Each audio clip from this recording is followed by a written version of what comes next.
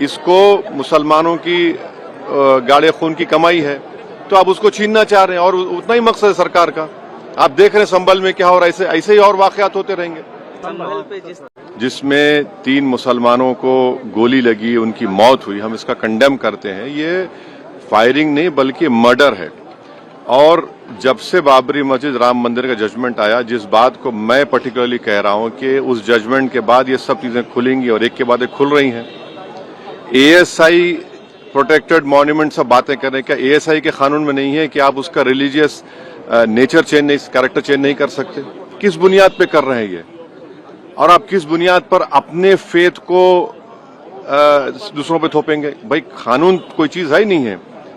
जिस दिन कोर्ट में सुनवाई होती है उसी दिन ऑर्डर हो जाता है, उस दिन सर्वे भी हो जाता है। ये तो 1948 में ऐसे ही हुआ था बाबरी मस्जिद में। तो ये जो फायरिंग हुई है, ये फायरिंग नहीं है, मर्डर है। और जो भी ऑफिसर्स इन्वॉल्व है उनको सस्पेंड करना चाहिए और एक सिटिंग हाईकोर्ट जज से उसकी इंक्वायरी होनी चाहिए। ये सरासर गलत है, जुल्म हो रहा है वहां पर तो संभल में।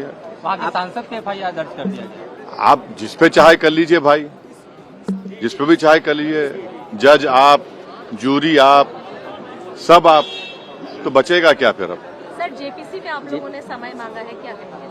जी, जैसा अभी आपने हमारे डेलीगेशन तरफ से बोला गया है, मैं उसको रिपीट करना नहीं चाहता। मगर स्पीकर साहब ने बड़ी इत्मीनान से हमारी पूरी जितने मेंबर्स 11 नॉन बीजेपी एमपीज गए थे उनकी बात को सुना। वो बोले कि इसके ऊपर कंसिडर करेंगे और हमको उम्मीद है कि ऑनरेबल स्पीकर साहब इसका टेन्योर बढ़ाएंगे, क्योंकि आप देखिए बंगाल नहीं गई कमेटी, बिहार हम लोग नहीं गए, उत्तर प्रदेश में शिया वक्फ की प्रॉपर्टीज को हमने नहीं देखा। तो ऐसे कई, दिल्ली के मंत्री को बुलाना है, ऐसे कई स्टेट्स है जहां पर कमेटी को जाना चाहिए। वो स्टेक होल्डर्स हैं, उनकी बात को सुनना बहुत जरूरी है। सर वक्फ बोर्ड अमेंडमेंट बिल को लेकर आप क्या सोचते हैं? क्योंकि लगातार सरकार की तरफ से यही कहा गया कि जो मुस्लिम है, जनता है, उनके हित में है, मुसलमान जो है उनके अभी ये कानून बना नहीं। आप देख लिए संभल में क्या हो गया है। अभी ये कानून बना नहीं है।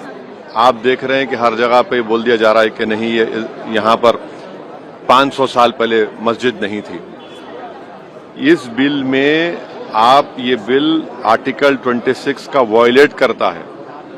ये संविधान के फंडामेंटल राइट का 26 का ग्रेव वायलेशन है।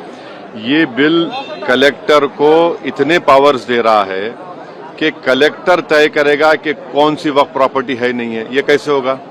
कलेक्टर कैसा जज होगा अपने ही केस में?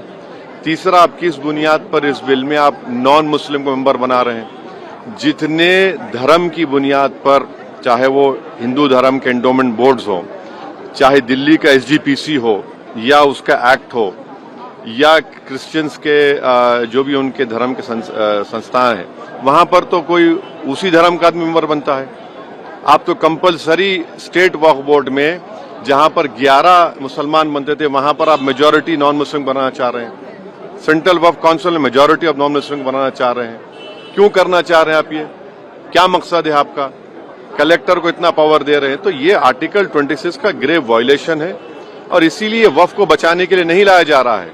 ये वक्फ को खत्म करने के लिए, और वक्फ बोर्ड को सिर्फ एक पोस्ट ऑफिस बना के रखना चाह रहे हैं। तो जो वक्फ की प्रॉपर्टी है वो गवर्नमेंट की दी भी नहीं है, इसको मुसलमानों की गाड़े खून की कमाई है, तो आप उसको छीनना चाह रहे हैं और उतना ही मकसद है सरकार का।